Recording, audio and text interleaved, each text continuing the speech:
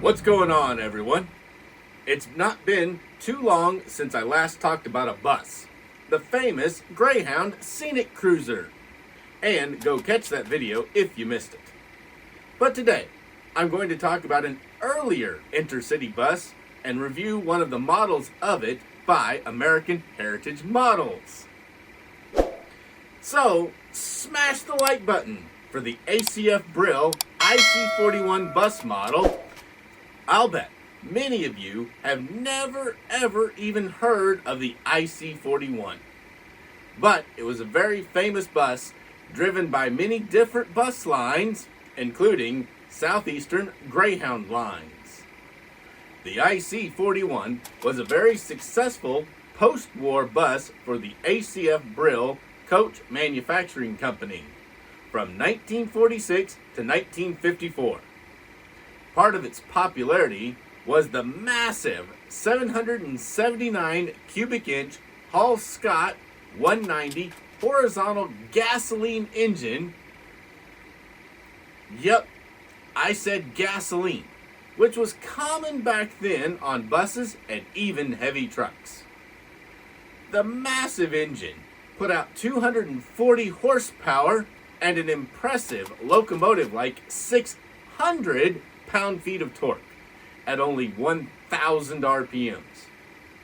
This engine would also lead to the downfall of the IC-41 as the rise of diesel engines began to offer bus lines better fuel economy, even though the diesels didn't offer the power and the speed of the Hall Scott. The IC-41 was capable of 80 miles per hour, which was much faster than the 671 GM diesel-powered GM Silversides coaches. It was said that a GM 671 diesel-powered GM bus would leave the terminal ahead of an IC-41, and soon after the IC-41 would pass the GM bus and leave the diesel bus in the dust, much to the delight of the passengers. Unfortunately for the drivers and passengers, bus line owners opted for better fuel economy of the diesel buses, and sales for the IC-41 slowed until production was halted in 1954. Vermont Transit Company of Burlington, Vermont ordered and took delivery of the very first ACF-Brill IC-41 coaches in December 1945. These first few Brills were distinguished by a small front grille. The Santa Fe Trail Transportation Company of Wichita, Kansas, was at one time the largest user of ACF and ACF-Brill intercity coaches. In 1936, Santa Fe purchased ACF model H-9-P coaches, and some of these were the first air-conditioned coaches on the road. Also, in 1936, Santa Fe Trail became a founding member of the National Trailways bus system. In 1946 and 1947, Santa Fe bought 152 ACF-Brill IC-41 coaches before becoming part of the Transcontinental bus system, better known as Continental Trailways. In 1947, ACF-Brill gave the IC-41 a major style update, including a larger front grille with 4 chrome strips over the grille. The headlights were also lowered a little bit down on the front and had fluted pods on them. 1947 also marked a departure from the normal General Motors coaches that Greyhound Lines subsidiaries ran. Ohio Greyhound Lines took delivery of 122 IC-41s and ran them successfully for several years. The only exception to Greyhound running General Motors coaches was its real Renegade subsidiary, Southeastern Greyhound Lines of Lexington, Kentucky. This division ran almost ACF and ACF-Brill buses exclusively from 1937 until 1952. These buses included the IC-41 intercity coach that I will review a model of that American Heritage Models made shortly. 1948 brought out another styling change to the IC-41. The chrome strips across the grille were extended to cover almost the entire front end of the bus. Also, fluted aluminum sides were offered to really dress up and modernize the IC-41. September 1951 brought out the next generation of the IC-41 buses, the IC-41A. It included some minor styling updates like the elimination of the front grille, windshields channeled in rubber, and new aluminum sides gave the bus a new look. Also, a new air conditioning system that was driven by the Hall-Scott engine was introduced for passenger comfort. A few months later, in March of 1952, the IC-41AD came out. The D standing for diesel, as the IC-41 finally went diesel. A Cummins 4-stroke diesel engine was offered to compete with the General Motors coaches and increase fuel economy. Sadly, the diesel engine option was too late to save the IC-41, and production ended 2 years later. As for the interior, the IC-41 had an unusual configuration. The driver sat over top of the front wheel instead of ahead of the front wheel. This set forward front wheel required placing the door behind the wheel instead of in the traditional location of in front of the wheel. However, this didn't cost the bus line's seats, as ACF-Brill included seating for 2 passengers ahead of the door and beside the driver. These seats were located directly above the left front wheel and gave passengers a commanding view of the road ahead. A very unique bus riding experience to sit up with the driver instead of behind the driver. I would have loved to ride cross country in one of those seats myself. From the model number, IC-41, you can probably guess the number of passengers. The Brill could accommodate 41 passengers with comfortable reclining seats. Each seat had space below for bags and space above in overhead racks for more bags.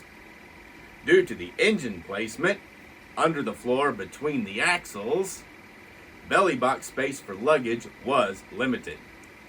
This was probably another downfall to the design of the IC-41 when compared to the General Motors coaches with their engine behind the rear axle design. After the review of the American Heritage Models 1/50th scale Brill bus model, I will talk about a very rare IC-41. And here we go, guys. This is the American Heritage Models ACF-Brill Motors IC-41 bus in its package. This one is liveried up for Greyhound.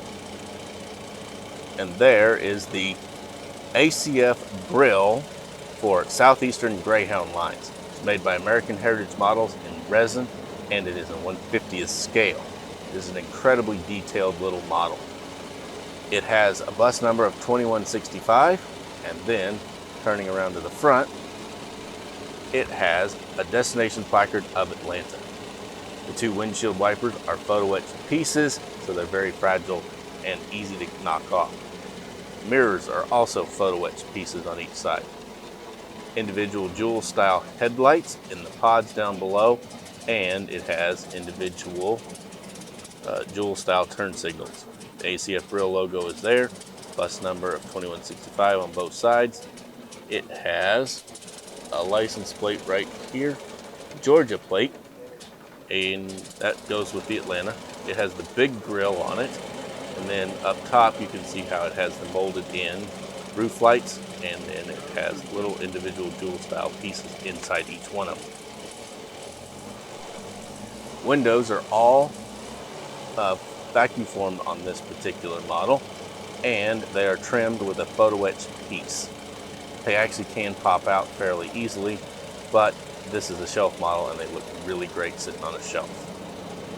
This is the interior of the Brill bus. It shows you the unusual seating arrangement where you can see the driver's seat up here, and it is in green right here. There's the gear shift levers, and then there's 2 passenger seats right next to him. Great front seats where you can see. It's because of this set forward axle design. Most buses are set back axle. The Brill was set forward. The steps were here and the door was here behind the axle, and here are the rest of your seats. 2 seats on each row. So you don't lose any seats because they added seats here instead of here. Normally they would have been back here, the door there. But you can see the detail that American Heritage Models went to. They painted each of the seats, and then they put the white caps where they had some white cloth at the top of each seat for the passengers. Really, really nice job they did. They did a great job on the wheels on this one. They have 6-hole Bud style wheels. It has white in the center, and then it has some little trim color painted on them, plus the center caps, front and rear. Belly boxes here, grill for the engine. The Greyhound dog is here with the logo. It has Southeastern Greyhound Lines printed out very, very neatly there. The door doesn't open, but it is molded right there. You can see the lines for it. And then it has air conditioned right there. Really nice bus. Turning them around to the back, it has another Georgia license plate. It says air conditioned right here. Has the bus number of 2165. The back window, which is showing some glare right there. The roof bullet lights are molded into the body, and then they have little pieces of clear amber painted red for the roof lights. Then you have individual dual style brake lights and turn signals back here. All in all, they did a great job. The only real chrome is the 2 bumpers. They have chrome with the black stripe for the bumpers in them. Overall, this is a great little bus, and it would be awesome sitting on your shelf. Or if you're an O-gauge railroad, this would be great on your post-war railroad. The 1948 ACF-Brill for Southeastern Greyhound Lines. Bus number 2165, 150th scale resin by American Heritage Models. What do you think of that highly detailed bus model that American Heritage Models made for Southeastern Greyhound Lines? Drop your thoughts in the comments below. Now, I said I would talk about a very rare IC-41. Well, it really isn't a true IC-41. It was an adaptation of the IC-41 that began running in 1947 for Continental Trailways. To look at it, you might say, inspired by the Greyhound Scenic Cruiser. However, this deck-and-a-half IC-41 was built and put into service 5 years before the Scenic Cruiser hit the streets. Continental Trailways had plans to order 450 of these deck-and-a-half dome buses, but the plans never materialized. One possible reason for them scrapping the project was the poor fuel economy of the Hall-Scott gasoline engine. The 267 horsepower engine was more than enough to move the bus easily, but it was hard on the pocketbooks of Trailways. Maybe had ACF-Brill used a Cummins diesel mounted behind the rear axle instead of midship underfloor mounted Hall-Scott gasoline engine, the Continental Trailways ACF-Brill IC-41 deck-and-a-half would have been the American Icon instead of Greyhound's GM Scenic Cruiser. The prototype deck and a half was in service for trailways in several regions of the United States before it was finally retired. The bus also had an onboard lavatory, AM and FM radio for the passengers' enjoyment, and an onboard snack bar. The higher-up deck was called the Vista-Deck and was designed so that passengers could view the scenery unobstructed by traffic. Definitely sounds like the design parameters Greyhound gave GM for the Scenic Cruiser.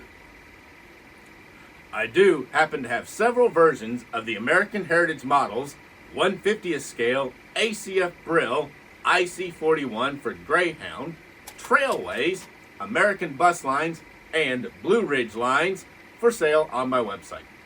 I've got links for them down below so you can go get one for yourself before the limited supplies run out on these very rare model buses. Thanks for watching. Please go on and smash that like button, share this video with your followers, and subscribe to my channel for more great die-cast and resin product reviews.